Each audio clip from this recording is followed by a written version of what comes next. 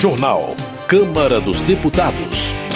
Plenário pode ampliar prazo para a quitação de empréstimos no âmbito do Pronamp. Deputados usam redes sociais para divulgar atividades parlamentares. Nova lei busca prevenir suicídio entre profissionais da segurança pública. Boa noite. Uma lei sancionada pelo presidente Luiz Inácio Lula da Silva prevê ações para prevenir suicídio e automutilação dos profissionais de segurança pública. A reportagem é de Paula Bittar. A lei estabelece 3 estágios de prevenção. No primeiro, destinado a todos os profissionais de segurança pública, devem ser feitas ações como estímulo ao convívio social, proporcionando a aproximação da família do profissional de seu local de trabalho, programas de conscientização a respeito do suicídio, capacitação de profissionais para identificar e encaminhar casos de risco e criação de espaços de escuta do profissional de segurança pública. O segundo estágio de prevenção é voltado aos profissionais que já se encontram em situação de risco de prática de violência autoprovocada. Nele estão previstas ações como a criação de programas de atenção para o uso e abuso de álcool e outras drogas, organização de uma rede de cuidado para diagnóstico precoce, acompanhamento psicológico regular, assim como acompanhamento psicológico a profissionais que estejam presos ou respondendo a processos. O terceiro estágio é voltado aos profissionais que tenham comunicado ideação suicida ou que tenham histórico de violência autoprovocada. São ações como a aproximação da família para envolvimento e acompanhamento no processo de tratamento, enfrentamento de toda forma de isolamento, desqualificação ou qualquer forma de violência eventualmente sofrida pelo profissional, restrição do porte e uso de arma de fogo, acompanhamento psicológico e, se for o caso, médico.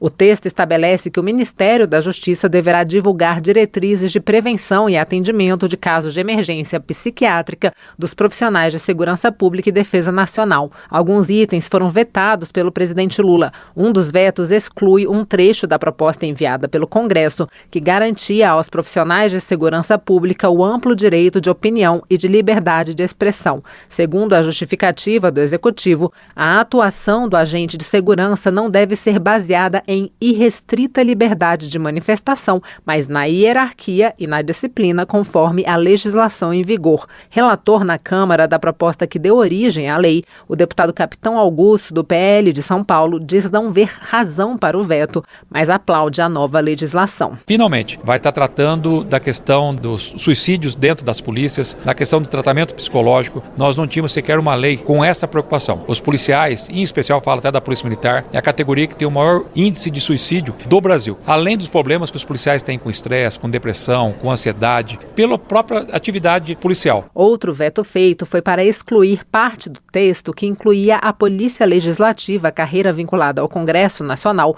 no rol de integrantes do Sistema Único de Segurança Pública, que abrange agentes penitenciários, guardas municipais, Polícia Federal e Polícia Rodoviária, entre outros. O Executivo argumenta que a inclusão dos novos policiais contraria o interesse público, tendo em vista que o SUSP é voltado a instituições e órgãos do Sistema de Segurança Pública de responsabilidade do Poder Executivo. Foi vetada ainda a inclusão da Polícia Legislativa nas ações do Programa de Qualidade de Vida dos Profissionais de Segurança, o Provida. A nova lei amplia o Provida, que passa a ter 15 diretrizes, como a melhoria da infraestrutura das unidades, o incentivo à gestão humanizada e o estímulo ao implemento de carga horária humanizada e política remuneratória condizente. Para que os vetos sejam derrubados, é necessário o voto de 257 deputados e 41 senadores. Da Rádio Câmara, de Brasília, Paula Bittar. Segurança Pública. Vicentinho, do PT de São Paulo, lembra a invasão aos palácios da Praça dos Três Poderes no dia 8 de janeiro. O deputado comenta que muitos manifestantes que bradavam o lema Deus, Pátria e Família depredaram símbolos patrióticos e religiosos. Vicentinho acredita que é a hora de os extremistas despertarem para a realidade e perceberem que se transformaram em uma espécie de seita.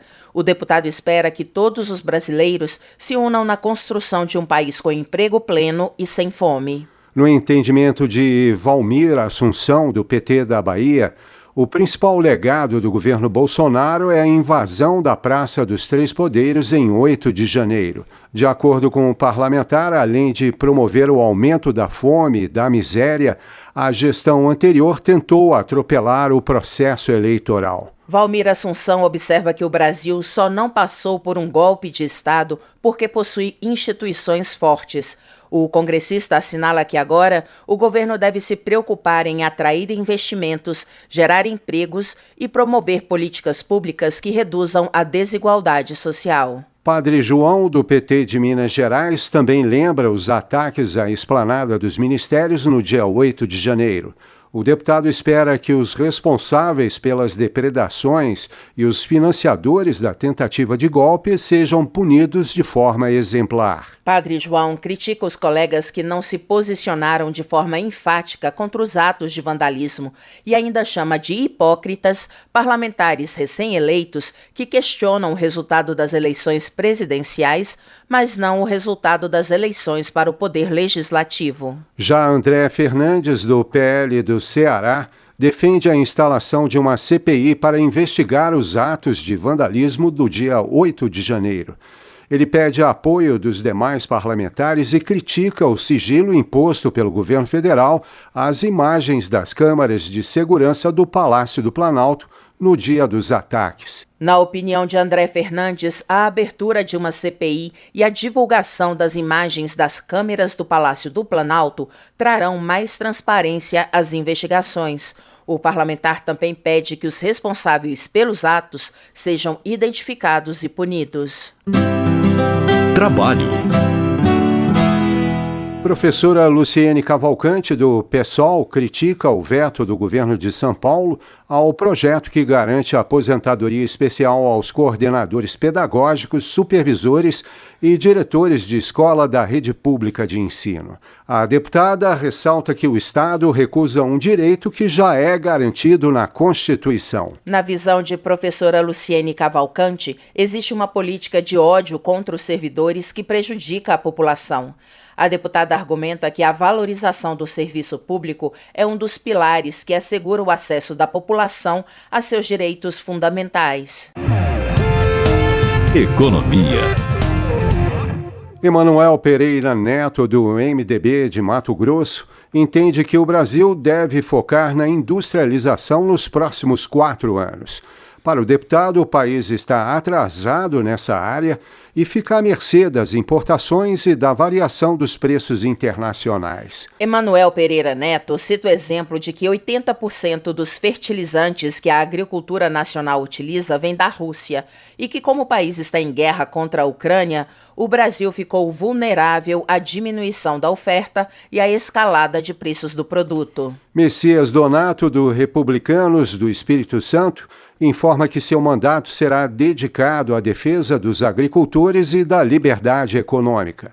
A ideia, segundo ele, é favorecer a competitividade junto aos principais mercados do mundo e um ambiente interno que promova a criação de negócios. Messias Donato acredita que nos próximos anos o Brasil deverá passar por reformas estruturais, tanto na área política como na área socioeconômica, para atender os anseios da população que clama por uma gestão pública moderna, ética e eficiente. Luiz Lima, do PL do Rio de Janeiro, pediu à Controladoria Geral da União que investigue suposto conflito de interesse do senador Jean Paul Prats na presidência da Petrobras. De acordo com o deputado, a solicitação se baseia em matéria da revista Veja, segundo a qual Prats teria ligações com empresas de óleo, gás e petróleo. Para Luiz Lima, é inaceitável a indicação de parlamentares do PT para gerenciar empresas públicas. Na visão do congressista, no universo de quase 220 milhões de brasileiros, políticos são as pessoas menos preparadas para lidar com grandes empresas por não deterem a tecnicidade necessária para o cargo. Política. Abílio Brunini, do PL de Mato Grosso, questiona os critérios usados pelo governo federal para a indicação de cargos no primeiro e segundo escalões. O deputado acha incoerente o presidente Lula indicar pessoas envolvidas em irregularidades e, por outro lado, perseguir o presidente do Banco Central. De acordo com Abílio Brunini, enquanto Roberto Campos, do Bacen, é um técnico competente, muitos dos nomes que compõem a equipe governamental respondem por crimes de corrupção, improbidade, peculato ou nepotismo. Cabo Gilberto Silva, do PL da Paraíba, acusa o presidente Lula de atacar a independência do Banco Central com o objetivo de achar um culpado para o fracasso de seu governo. O deputado comenta que já existe uma fuga de investidores e mais de 500 mil demissões em apenas um mês de gestão. Cabo Gilberto Silva também defende a instalação de uma CPI mista para investigar os atos de 8 de janeiro. Na opinião do parlamentar, é preciso analisar quem tirou proveito político dos protestos e se havia infiltrados entre os manifestantes. Para Rodrigo Valadares, do União de Sergipe, a intenção do governo federal de reduzir os juros de maneira irresponsável tem parâmetros desastrosos no governo da ex-presidente Dilma Rousseff. Segundo o deputado, ao ignorar os sinais da inflação, a petista interferiu na taxa de juros e causou a maior crise econômica da história recente do país. Na avaliação de Rodrigo Valadares, o presidente Lula sabe do descontrole econômico e da possibilidade de uma recessão muito forte e tenta, com os ataques ao Banco Central, culpar a autarquia pelo seu desgoverno. Para o deputado, alterar a economia do Banco Central vai aumentar a inflação e prejudicar a população mais pobre. Carlos Jordi, do PL do Rio de Janeiro, acredita que os ataques do presidente Lula à autonomia do Banco Central representam uma agressão ao Congresso Nacional. O deputado afirma que a medida foi tomada para que nenhum governo use a política monetária de maneira irresponsável, populista e inconsequente. Carlos Jordi enfatiza que o Banco Central não é um órgão de governo, mas uma autarquia de Estado e deve promover uma política monetária de acordo com os interesses nacionais. Na visão do parlamentar, a crítica do presidente Lula é uma estratégia para desviar a atenção do fracasso econômico do seu governo. Já para Merlong Solano, do PT do Piauí, as críticas feitas pelo presidente Lula ao Banco Central passam longe de ataques pessoais ao seu diretor-presidente.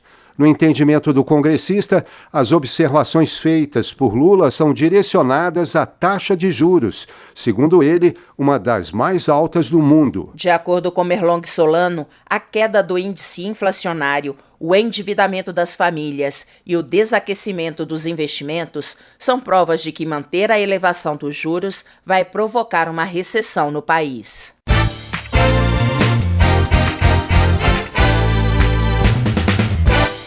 Os deputados usam cada vez mais as redes sociais para relatar atividades parlamentares. Saiba mais sobre como essa presença constante nas redes aproxima o eleitor do seu representante na reportagem de Silvia Munhato. Bom, pessoal, estou aqui encerrando hoje a minha primeira semana como deputado federal. Foi uma semana de bastante sentimento, né, flor da pele. A gente pôde chegar, conhecer as pessoas do lugar. É muita coisa para se fazer. Esse é o deputado Felipe Beccari, do União de São Paulo, em vídeo publicado no seu Twitter no dia 3 de fevereiro. Como ele, muitos deputados que estão no seu primeiro mandato na Câmara utilizaram as redes sociais em suas campanhas e pretendem seguir usando para divulgar a atividade parlamentar.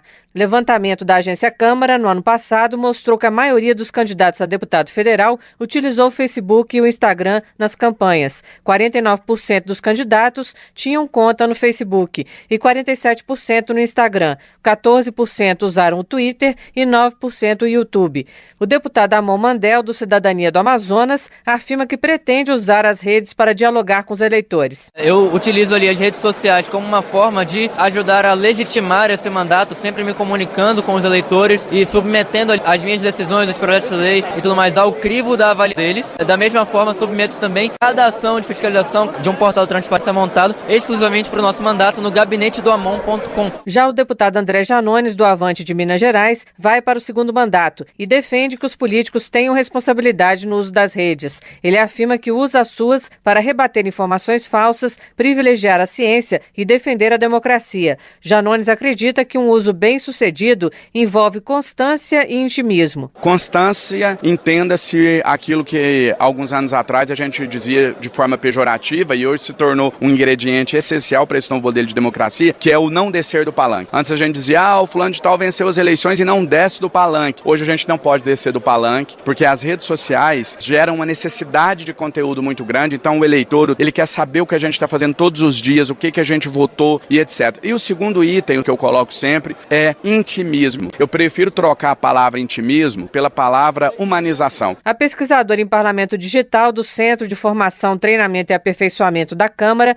Cristiane Bernardes, explica que as redes sociais permitem um contato sem intermediários entre deputado e cidadãos, mas isso vai depender da forma de gerenciamento das informações publicadas, ou seja, o quanto o próprio deputado participa da interação. O problema das mídias sociais é que elas são imediatas e às vezes muito parciais. Então elas ajudam nessa construção desse cenário de polarização na política. Isso dificulta para o cidadão, às vezes, fazer esse contato e conseguir controlar a atividade do seu parlamentar, conseguir ter conhecimento, porque são muitas informações circulando de forma muito rápida. Então filtrar essas informações do ponto de vista do cidadão é um desafio no cenário de mídias digitais. Cristiane Bernardes ainda agrega a questão da hierarquização que as plataformas fazem das informações que são publicadas. Segundo ela, essas informações têm que ser mais transparentes para que o público possa saber por que recebe mais determinadas informações que outras. Da Rádio Câmara de Brasília, Silvia Minhato.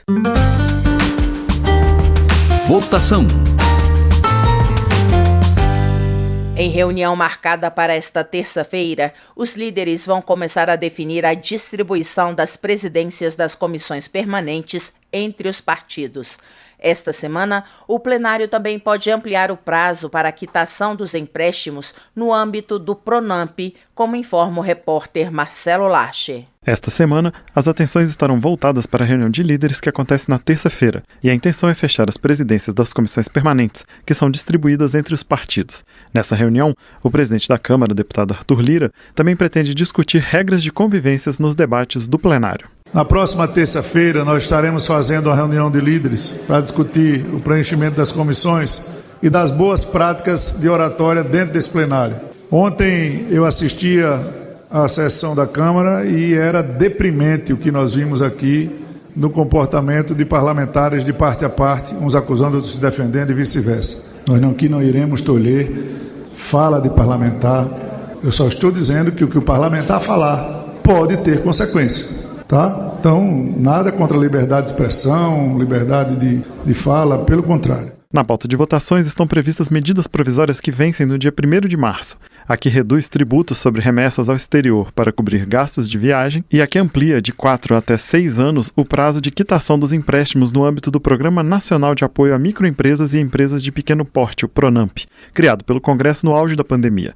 Já tem relator a medida provisória que amplia o prazo das linhas de crédito do PRONAMP. O texto em vigor permite a renegociação dos contratos atuais de 48 meses prorrogáveis por mais 12. Outras propostas estão na pauta do plenário desta semana e você pode acompanhar todos os debates e votações pela rádio e TV Câmara, pelo portal da Câmara na internet e pelo nosso canal no YouTube. E a gente também está nas redes sociais. Da Rádio Câmara de Brasília, com informações de Cid Queiroz, Marcelo Larcher. Termina aqui o jornal Câmara dos Deputados, com trabalhos técnicos de Tony Ribeiro e a apresentação de Luciana Vieira e Paulo Triolo. Boa noite para você. Uma ótima noite. Ouça agora as notícias do Tribunal de Contas da União. Minuto do TCU. O Tribunal de Contas da União realiza, nesta quinta-feira, dia 16, o painel de referência sobre melhoria da gestão da carteira de obras paralisadas. O evento vai reunir gestores federais e outros interessados para discutir e validar as principais conclusões da auditoria que aborda o tema. Os participantes vão poder opinar sobre as conclusões da fiscalização e sobre a qualidade das evidências coletadas. Eles também vão debater se as análises foram feitas de forma adequada e se as propostas de encaminhamento são pertinentes. A auditoria do TCU está em fase de conclusão da segunda etapa. O evento será transmitido ao vivo e você pode acompanhar pelo canal do TCU no YouTube. Saiba mais em tcu.gov.br. TCU – Fiscalização a serviço da sociedade. Você ouviu A Voz do Brasil. Boa noite.